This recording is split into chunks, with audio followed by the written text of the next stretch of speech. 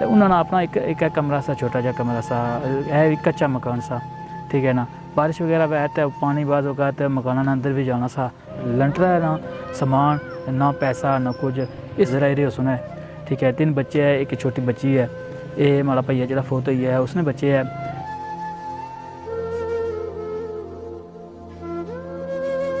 पैरों ने ममालिक गी तकने पे, पाकिस्तानी साढ़े वीडियो तकने पे, जिथे लोग तकने पे उन्होंने लोगों का ये रिक्वेस्ट थी कि अल्लाह ने दिता वा अगर तुम कोल है तो अल्लाह ने राह पर खर्च करो, ठीक है। इस लंटरा वास्ते वैसे अगर चेक किया जाए तकरीबन इस लंटरा पर इन्होंने बिस्मिल्लाहिर्रहमानिर्रहीम, अस्सलाम वालेकुम जी व्यूअर्स, मैं तो मेज़बान शफाकत हुसैन और साथ तकने पे हमारा family YouTube channel blow TV. देखिए उम्मीद ही कि उसमें खैर आफियत दोस्तों खुश पाश हो और अल्लाह ताला ने हिफ्ज़ ईमान चो। जी व्यूअर्स, आज ने वीडियो जिस की बैकग्राउंड नज़र आ रहा उसी के एक ज़ेर तमीर मकान है, ठीक है ना। ये माड़ा भाई जरा रफाकत हुसैन मरहूम जरा इस दुनिया पानी तो पर्दा फरमाई है, ठीक है ना। उसने बच्चों वास्ते ये मकान असा शुरू किए से है, वो भी जरा उन्होंने मकान जरा पहला उन्होंने एक कमरा आ, वो भी कच्चा मकान आ, ठीक है ना।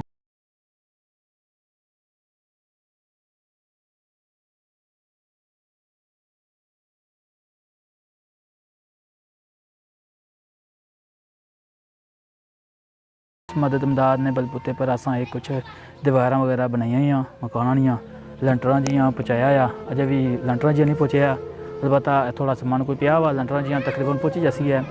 लंटर है ना सामान ना पैसा ना कुछ, इस चीज़ा की कमी सी, तो इस वजह थी असा ये वीडियो बनाई रहे थे क्योंकि छोटे छोटे यतीम बच्चे हैं वो उन्होंने अज सारे लोगों ने ना अगर जगह बनी गई है तो ये सारे वास्ते बेहतरी हो जैसी ना बच्चों वास्ते भी बेहतरी हो जैसी, ठीक है ना। असा को इतना अपना पैसा नहीं है कि असा खुद खर्च करा और साढ़े को है अगर तो असा खर्च ज़रूर करा, लेकिन अल्लाह दिता वा जिन्होंने को बेशुमार माड़ी ना सब लोगों का रिक्वेस्ट है कि जो लोग तकने हैं वीडियो, ठीक है।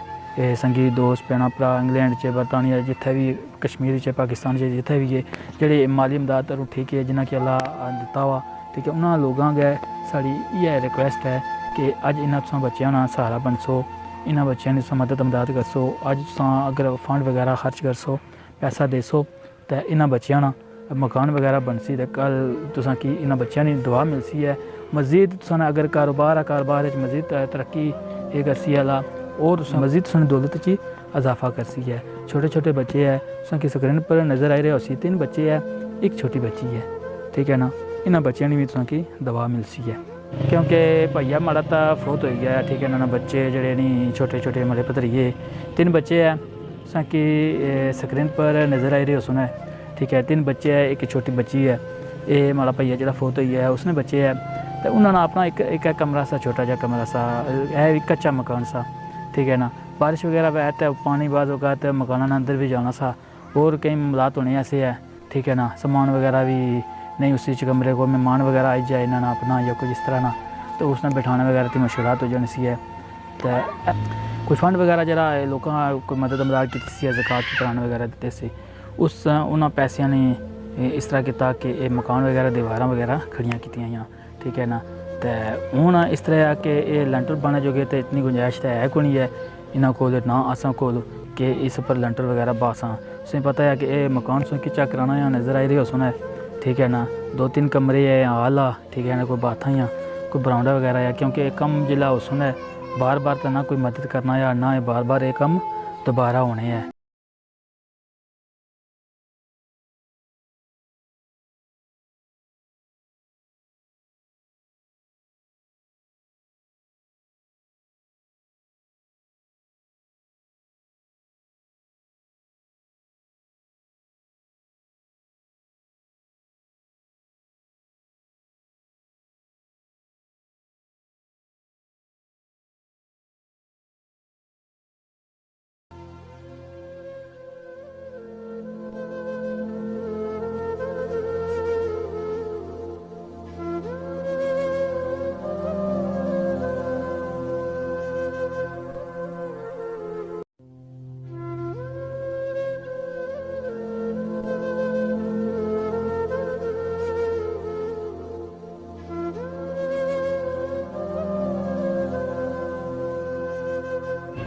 बाकी ये वीडियो बनाने का मकसद ये ऐसा कि जेड़े लोग है ठीक है ना माली इमदाद तो ठीक है अल्लाह ने दिता हुआ जिन्होंने को दूँगा वो अगर इन्होंने यतीमा बच्चों की मदद इमदाद कर सुना है इन्होंने जो कोठे ना ये मकाना का लेंटर आ अगर वो फंड वगैरह को पैसा वगैरह दे सुन तो इन्होंने ये लेंटर वगैरह क्लियर हो जैसी तो तुसा की दुआ वगैरह मिलती है।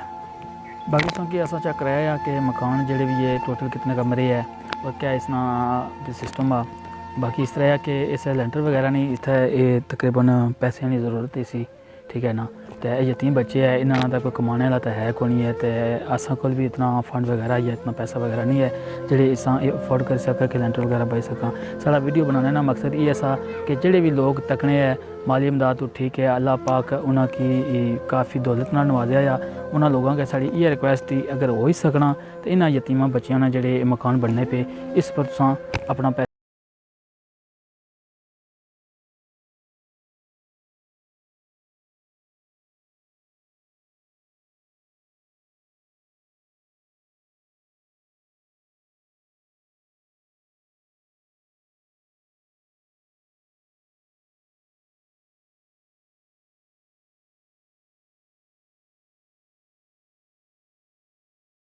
जो पैसा अपना इन्होंने यतीमा बच्चों ने मकाना पर लासो तो अगले जान तुसा कि यह जो दिता हुआ पैसा कम देसी है अथाना ये दिता हुआ तुसा कि कम देसी है ठीक है ना।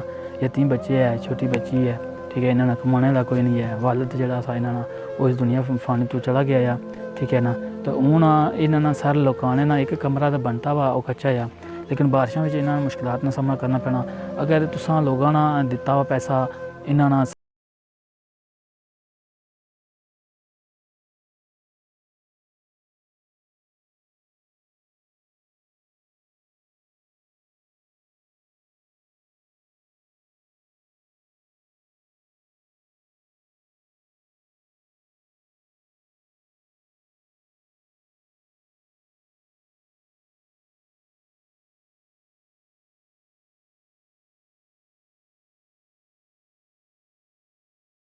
उन्होंने लोगों का ये रिक्वेस्ट थी कि अल्लाह ने दिता वा अगर तुसा कोल है तो अल्लाह ने राह पर खर्च करो ठीक है ना। अज तुसा इन्ना यतीमा बच्चों ने मकान वास्ते अगर तुसा कुछ खर्च करने हो तो ये तुसा ना बिल्कुल रायगा नहीं जानेगा ज़ाया नहीं जानेगा अगले जान तुसा कि इसना ज़रूर अजर अजीम मिलती है अजर स्वाब मिलती है तुसा कि स्वाब वगैरह इसना मिलती है।